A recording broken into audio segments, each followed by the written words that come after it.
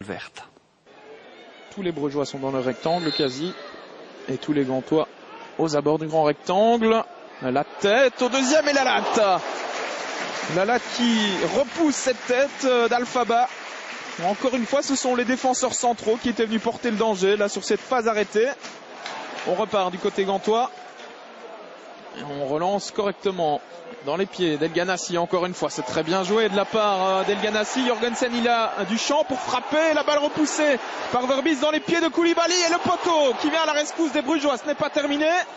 Ljubijankic au deuxième poteau. Verbis de nouveau. Et un nouveau poteau de Koulibaly. Cette action va-t-elle se terminer? Eh bien oui, avec une frappe à côté de Yacine Elganassi. Eh bien une action complètement folle dans ce match. Après 18 minutes de jeu, 2 poteaux dans la même action et les Brugeois peuvent remercier la chance sur cette phase. On revoit la frappe de Jorgensen dans un premier temps, poteau d'Eliman Koulibaly.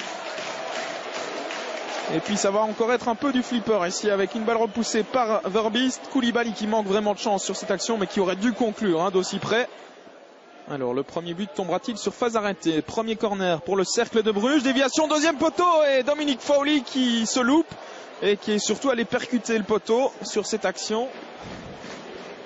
Invariablement, c'est encore Elganassi qui donne ce coup de coin. Koulibaly, la tête, le sauvetage miraculeux de Verbis une deuxième fois et on dégage du côté de Neto. Eh bien là, les Brugeois peuvent remercier leur gardien qui a encore fait des miracles sur cette action. On revoit la tête d'abord de Koulibaly. Et puis, c'est un peu chanceusement que Bram Verbis sort ce deuxième ballon.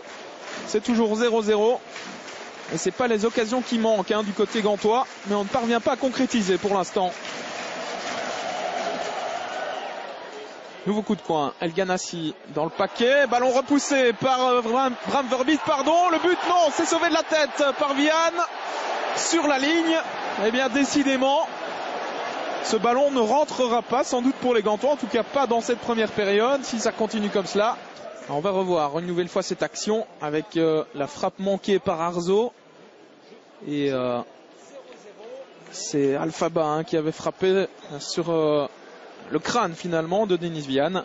A priori, le ballon n'est pas rentré. Les Gantois qui reprennent la possession du ballon. Baric avec Smolders qui a un peu d'espace devant lui. Il va tenter de trouver Elganassi. Voilà qui est fait. Elganassi à toute vitesse avec Rudy qui revient dans son dos. Le centre extérieur pied d'Elganassi et Vian qui se trouve. Et c'est encore une fois Bram Verbis qui est là pour sauver les meubles véritablement. Elganassi face à lui, Rudy. La passe en retrait d'Elganassi qui reste disponible pour Marco Souler. Retour avec le Diable Rouge. Attention, Elganassi, la frappe, ça ne passe pas loin, c'était bien tenté. Il tente, il ose, il provoque Elganassi, il fait un bon match dans l'ensemble pour l'instant. Vaneno dans le rectangle, face à lui il y a Mario Baric. Les crochets de Vaneno, la passe elle est bien jouée, elle était belle et le poteau avec Fowley, nouveau poteau.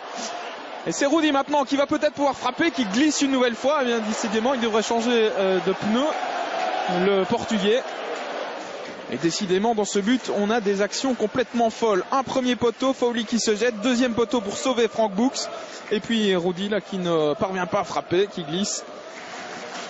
Coup de coin d'Elganassi. Premier poteau avec la frappe de Nahayo et une nouvelle parade. 5 étoiles véritablement de Bram Verbis.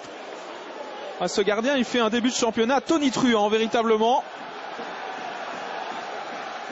Ce n'est pas terminé pour les Gantois avec Souler. À l'entrée du rectangle, la frappe de Ljubijankic et nouvel arrêt de Bram Verbis. Eh bien, on va pouvoir lui ériger une statue du côté de Bruges dès cette première journée de championnat parce que le gardien du cercle est véritablement en train de faire le match de sa vie aujourd'hui. Regardez cet arrêt du bout des doigts ou du bout du pied, encore une fois. Et Marco Souler qui perd le ballon au profit de Rudy qui est reparti dans ses dribbles. Alors, est-ce qu'il va tenir droit sur ses jambes cette fois-ci? Oui. Rudy, la passe elle est magnifique. Christophe Dan pour le premier but, il est accroché. Et que dit Monsieur Verweken? C'est un penalty. Penalty pour le cercle de Bruges. Eh bien, il va falloir revoir cette action parce que j'ai quand même l'impression que Christophe Dan est tombé à contre-temps dans cette action.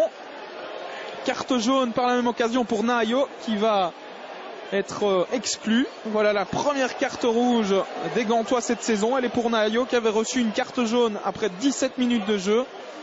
Et pas de doute dans le regard de Monsieur Verweken. On va revoir ça avec Christophe Dan qui glisse véritablement tout seul. Ouais, il se trébuche dans son propre pied. Christophe Dan. Alors, Oleg Yachuk à 10 minutes de la fin de cette rencontre pour le 1-0 via le montant.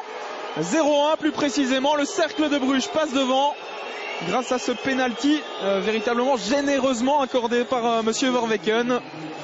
Mais voilà, les chiffres sont là. C'est 0-1, ouverture du score pour le Cercle de Bruges par Oleg Yachuk. Et c'est la fin de ce Gantois Cercle de Bruges. Victoire du Cercle 0-1. Du côté brugeois, on se satisfera évidemment de ces 3 points arrachés grâce notamment à un exceptionnel Bram Verbiest dans les buts. Du côté de la Gantoise, on va sûrement pester sur ce penalty qui va encore faire couler beaucoup d'encre dans les jours à venir.